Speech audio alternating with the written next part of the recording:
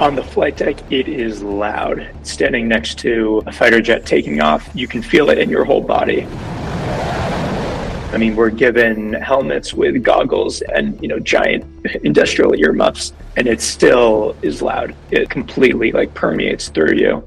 Hi, my name is Jake Epstein. I'm a defense reporter here at Business Insider. I recently came back from the Middle East where I had the chance to embark on 2 U.S. Navy ships in the Red Sea to get a sense of what's happening on the front lines of the fight against the Houthis. I was on one carrier, the USS Dwight D. Eisenhower, and then from there I took a helicopter to a destroyer, the USS Gravely. The most nerve-wracking part for me was landing and taking off from the aircraft carrier. But to be with the Navy, I mean, these are incredibly well-defended ships, so it wasn't any concern about the Houthi threat. But landing on an aircraft carrier in the middle of the sea was enough to make me a little uneasy. I did not have a window seat coming in. The only way I knew that we were about to land is because the crew on the aircraft told us to get in a brace position and that we were going to be landing within a couple of seconds. The plane shakes around. I mean, it goes from traveling at a fast speed to 0 miles per hour in 2 or 3 seconds. And the same goes for taking off. When we landed on the Eisenhower, it was hot. It was a bit of a shock when the cargo door came down and I saw that I was on an aircraft carrier in the middle of the sea. There were a ton of crew members on the deck, people wearing different vests to indicate their different jobs. There were fighter jets moving around. Aircraft were constantly taking off and landing in cycles. So, we'd watch it happen for a few minutes and then they would come in and land, or they'll stay airborne a little bit longer. While the planes are taking off and landing, there's crew members, refueling them and performing maintenance and rearming them if needed.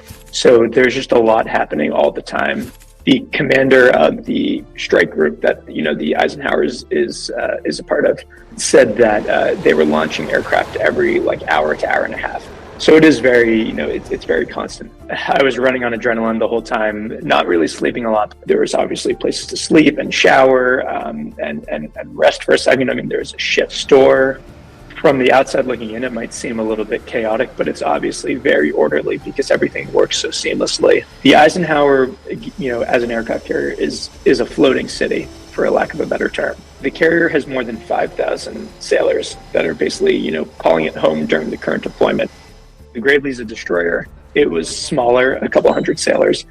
There's a combat information center that's inside the destroyer. We got to take a look at that. That is staffed all the time. Any sort of weapon or interceptor or whatever that would leave the ship, the process starts there. So that's where, decisions are made. That's where the threats are tracked. That's kind of like the brain of where the ship is defended from. It's dimly lit, a lot of screens, radars, digital maps, and so it's staffed all the time. The Houthis are basically firing drones and missiles on a routine basis, sometimes multiple days in a row, into international shipping lanes off of the coast of Yemen, where U.S. Navy ships are located, where commercial ships are transiting.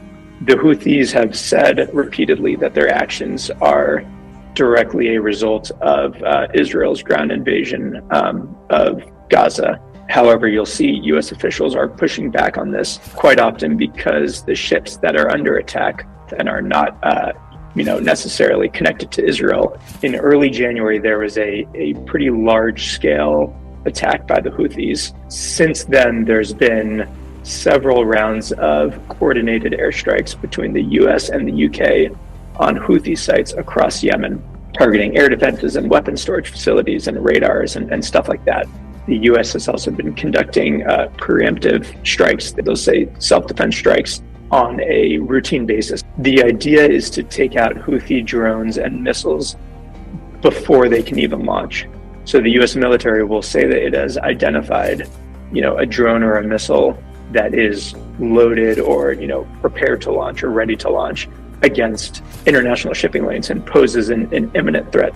The Houthis have still managed to get missiles and drones in the air. We've still seen the U.S. Navy shoot down missiles and drones in the air, and we've also seen them hit commercial ships. So while the preemptive strikes are happening around the clock. The Houthis are still able to get some of their threats airborne.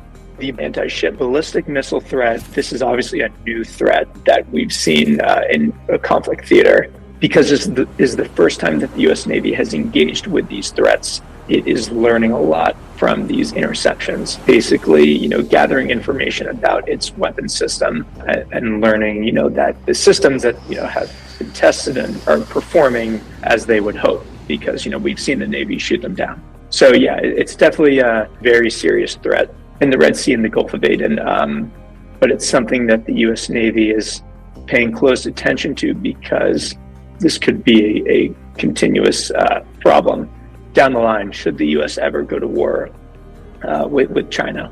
What remains to be seen, though, is how often the Houthis are getting rearmed, and what remains of their inventory. So lots of unknowns as to how much of a dent the U.S. has put in their attacking capabilities.